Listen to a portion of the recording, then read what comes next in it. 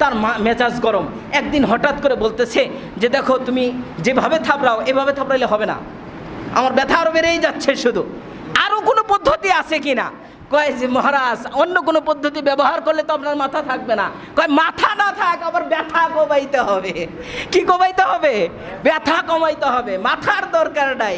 এখন বললে যে মহারাজ আপনি অনুমতি দিলে আমার পায়ের নিচে একটা জুতা আছে খরমের, এটা আমি ব্যবহার করতে পারি। কয় হ্যাঁ এটাই ভালো হবে, জুতা পাশাপাশি তোমার জুতা কেউ জানবে না, সুতরাং তুমি এটা দিয়েই আমাকে আঘাত করো। একদিন হঠাৎ করে এই গার্ড চলে গেছে তার গ্রামের বাড়িতে।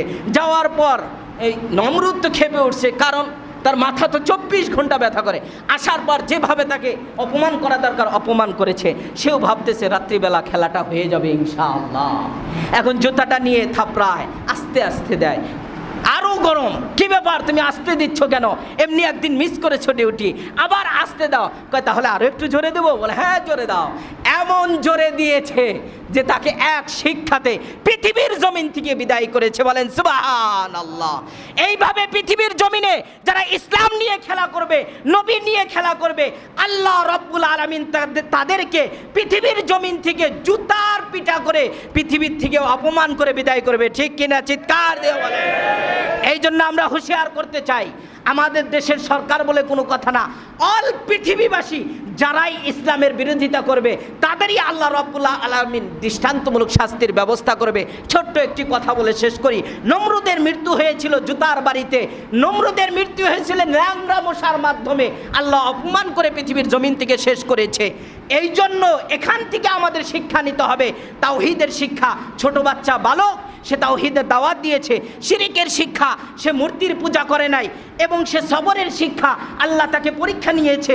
এরপরে সে প্রমাণ করেছে যে আল্লাহর রাহে থাকতে গেলে এইভাবে জিহাদ করতে হবে, এবং অবশ্যই আল্লাহর এই বিশ্বাসঘাতকতা আসবে আর এটা শেষ করতে হবে।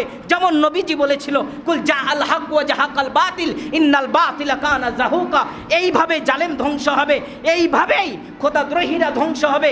এখন আমি বলতে চাই আমাদের এখান থেকে যে আমাদের দেশেও যারা রয়েছে, যারা মাথা চারা দিতে চায়, কোরআনের আইন নিয়ে তারা কথা বলতে চায়, তাদেরও সাবধানতা স্বীকার করা দরকার।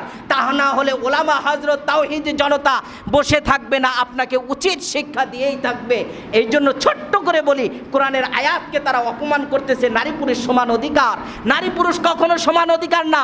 নারীর আল্লাহ রাব্বুল আলামিন মর্যাদা বেশি দিয়েছেন। বলেন সুবহানাল্লাহ। আপনার কথায় আপনি নারীকে ঠকাচ্ছেন, কিন্তু একটা বিষয় আপনি বারবার করেন যে নারী পুরুষ সমান অধিকার মানে হলো জমিনের ক্ষেত্রে, আর অন্য ক্ষেত্রে আপনি নারীকে ঠকাচ্ছেন।